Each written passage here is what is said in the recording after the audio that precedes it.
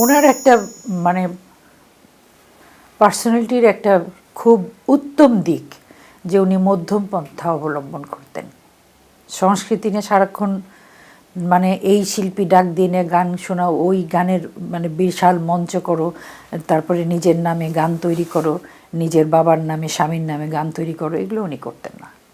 কিন্তু উনি গান শুনতেন, উনি গানের অনুষ্ঠানে আসতেন, দরকার মতো জাতীয় দিবসগুলো যেগুলো সেগুলোতে উনি অ্যাটেন্ড করতেন এবং সেই গানগুলো মনোযোগ দিয়ে শুনতেন। এবং উনি কিন্তু আমাদের মানে ন্যাশনাল জাতীয় সম্প্রচার কেন্দ্রগুলোতে উনি যে পারিশ্রমিক বাড়ানো সেটা উনি করেছিলেন।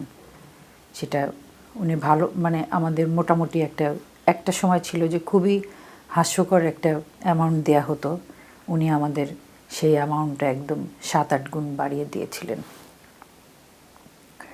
ওনার চলাফেরার মধ্যে সবসময় এই জিনিসটা আপনারা খেয়াল করে দেখবেন না, উনি মানে উনি সবসময় এই যে প্রথমে বললাম যেটা অনেক বিস্তারিত ব্যাখ্যায় না যাই, যে উনি মধ্যম পন্থা অবলম্বন করতেন এবং শিল্পীদের উনি শ্রদ্ধা করতেন, শিল্পীদের ভালোবাসতেন।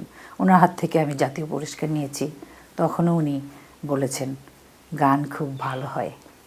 আমার এই শব্দটা আসলে খুব কানে বাজে। উনি অনেকবার প্রধানমন্ত্রী হয়েছেন, কিন্তু উনি যখন কোনো একটা উপজেলায় যেতেন, আমি গল্প শুনেছি উনি নেতাদের নাম ধরে ডাকতেন।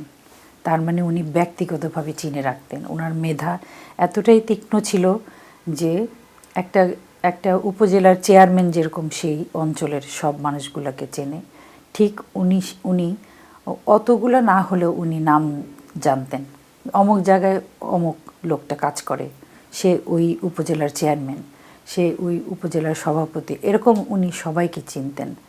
এবং এটা অনেক কঠিন একটা কাজ, একদম কম্পিউটারের মধ্যে যেরকম সেট আপ করা থাকে এরকম। এই জিনিসটা খুবই মানে বিস্ময়কর ছিল।